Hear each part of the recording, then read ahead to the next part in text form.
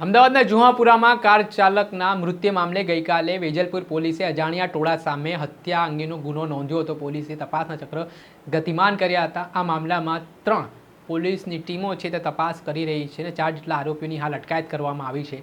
શું કહી રહ્યા છે ઝોન 7ના ડીસીપી આ મામલે વિગતે વાત કરી। શું તમારી કારમાં માઇલેજ અને પિકઅપની તકલીફ પડી રહી છે? તમે ફોરમેનનો સંપર્ક કરો છો તો ફોરમેન તમને કહી રહ્યો છે કે એન્જિન ખોલવું પડશે, તો તમે ચિંતા ના કરતા।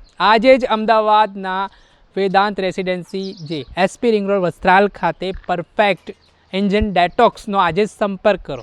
જી હા, અહીંયા ટ્રક, રિક્ષા, કાર સહિત મોટરસાઇકલની જે સર્વિસ છે તે કરી દેવામાં આવશે। જર્મન ટેકનોલોજીથી ડીકાર્બોનાઇઝેશન કરવામાં આવશે।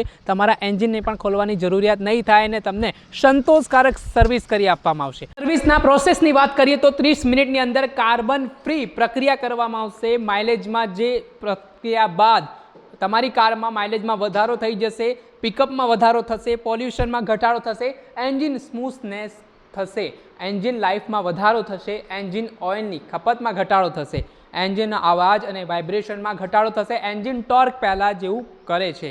અમદાવાદના જુહાપુરા વિસ્તારમાંથી એક એર્ટિગા કાર ચાલકે જે રીતે બેફામપણે ગફલતભરી રીતે વાહન અંકારીને એકાએક વાહન ચાલકોને અડફેટે લીધા હતા, તેના કારણે લોકોમાં ભારે આક્રોશ પણ જોવા મળ્યો હતો।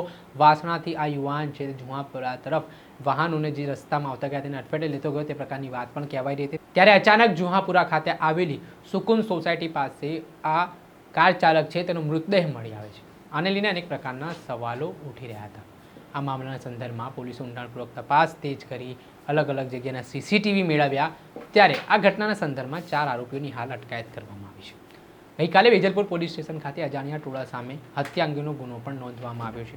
ત્યારે મામલે શું કહી રહ્યા છે ઝોન 7ના ડીસીપી શિવમ વર્મા? ગઈકાલે 15/4/2025ની રાત્રે 9:01 વાગે આશરે જુહાપુરામાં આયશા મસ્જિદ પાસે સુકૂન સોસાયટીમાં એક બનાવ બનેલો હતો।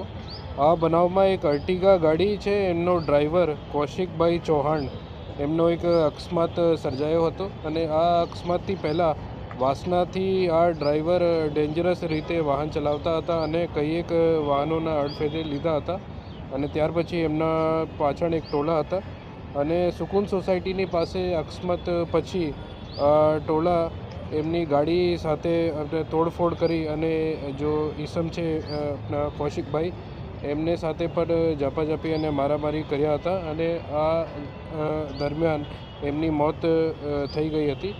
આ માહિતી મળ્યા પછી તરત જ પોલીસની જુદા જુદા ટીમે સ્થળ ઉપર પહોંચી ગઈ હતી અને તપાસ હાથ ધરી હતી। સીસીટીવી ફૂટેજીસ ચકાસણી કરતાં આપણે માહિતી મળી હતી અને આ માહિતી પછી BNS કલમ 103(1) અને જૂની IPC 302 મુજબ ગુના વેજલપુર પોલીસ સ્ટેશનમાં નોંધાયેલા છે અને સીસીટીવી ફૂટેજીસ આધારે અને હ્યુમન ઇન્ટેલિજન્સ આધારે 10 જેટલા ઇસમોની અત્યારે ડિટેન્શન વેજલપુર પોલીસ દ્વારા કરવામાં આવેલ છે અને વધુ તપાસ જારી છે।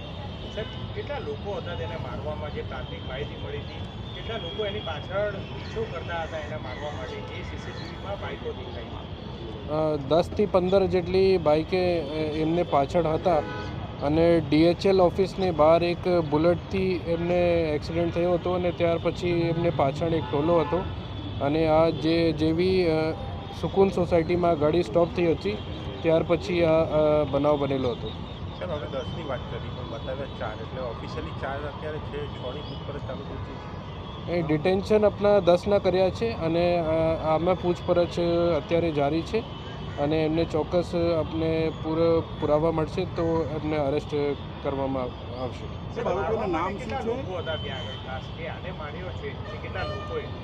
એ તપાસના વિષય છે અને કે મારવામાં કેટલા હતા અને ટોળામાં કેટલા હતા।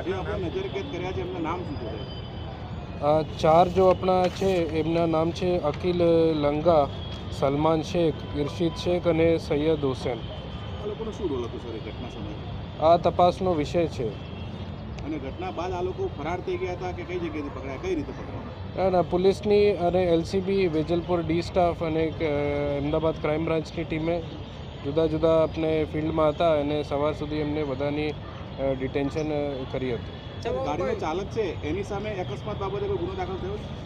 આ તપાસનો વિષય છે અને અત્યારે આપણે જો પણ માહિતી છે કે કોઈને ઇન્ફોર્મેશન દિયા હતા પોલીસને, તો એમની ચકાસણી અત્યારે ચાલુ છે અને એમાં જો પણ રીતે લીગલ થશે આ પગલાં પોલીસ લેશે. સામાન્ય સંજોગોમાં અકસ્માત થાય તો આટલા બધા વાહનો સાથે આટલા બધા લોકો પીછો નથી કરતા અને હુમલો નથી કરતા. આમાં ડ્રાઈવર જે છે એનું મોત થઈ જાય ત્યાં સુધી મારવામાં આવે, કોઈ જૂની અદાવત છે? ના, જૂની અદાવતનો એંગલ ની શક્યતા ઓછી છે અને એક્સિડન્ટનો બનાવ છે અને એક્સિડન્ટ પછી ટોળા એમને પાછળ પડી ગયો હતો એવી શક્યતા વધારે છે. આ ચકાસણી થઈ રહી છે અને આ તપાસનો વિષય છે. સાહેબ, કાર ચાલકે જે અકસ્માત સર્જ્યો હતો એમાં કોઈ વ્યક્તિને ઈજાગ્રસ્ત કે કોઈ નુકસાન કે એવું કંઈ ખબર પડી શકે? બે અકસ્માતની ઇન્ફોર્મેશન છે આપણી પાસે. એક બુલેટ છે અને એક બીજા ઓટો રિક્ષા છે અને એમાં સામાન્ય ઈજા છે અને તપાસમાં ચાલુ છે. એક એમની સવારે પોસ્ટમોર્ટમ થઈ હતી અને પોસ્ટમોર્ટમ પછી એમની બોડી એને જો રિલેટિવ છે એને આપણે આપી દીધી છે અને એ પોસ્ટમોર્ટમ રિપોર્ટ પછી આપણે ચોક્કસ મળવામાં આવશે કે એનો પીધેલો હતો કે નહીં. પર એની કારમાંથી એક બોટલ જેમાં એલ્કોહોલ જેવું પદાર્થ છે એની સીઝર પોલીસ દ્વારા કરવામાં આવેલ છે અને એવી શક્યતા છે કે આ પીધેલો હતો.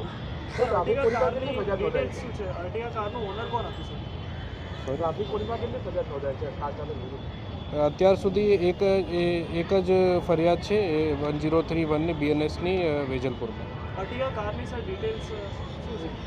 આ ડિટેલ્સ આપણે મીડિયા ગ્રુપમાં આપણે શેર કરીશું. ના, અગાઉ પણ કોઈ એમનો વિરુદ્ધ કોઈ ગુના છે નહીં. તે સાંભળી. હાલ આપણે સાંભળ્યા હતા ઝોન 7ના ડીસીપી શિવમ વર્મા. તેમણે માહિતી આપતા જણાવ્યું છે કે જુહાપુરામાં જે ઘટના બની છે, કૌશિક ચૌહાણ નામના જે કાર ચાલકનું મૃત્યુ નિપજ્યું છે, તેને લઈને પોલીસે અલગ અલગ જગ્યાના CCTV મેળવવાના પ્રયાસો હાથ ધર્યા. તેમાં 5 જે પ્રાથમિક રિપોર્ટ સામે આવી રહ્યો છે. CCTVના આધારે તપાસમાં કેટલાક લોકોએ માર માર્યો હોય તેવું દેખાઈ રહ્યું છે. આ મામલે હજી આગામી દિવસોમાં મહત્વના ખુલાસા થઈ શકે છે, પરંતુ હાલ 4 આરોપીની અટકાયત કરીને પોલીસે સઘન પૂછપરછ હાથ ધરી છે. ત્યારે જોવાનું રહ્યું કે આગામી સમયમાં તપાસમાં શું સામે આવે છે અને જે ઘટના બની છે વેજલપુર વિસ્તારમાં કાર ચાલકના રહસ્યમય મોત મામલે, તે મામલે પોલીસે હવે ઊંડાણપૂર્વક તપાસ શરૂ કરી છે. દર્શક મિત્રો, સ્કાયનેટ મીડિયાને આપ લાઈક કરી લો, સબસ્ક્રાઇબ કરી લો અને શેર કરવાનું ભૂલતા નહીં.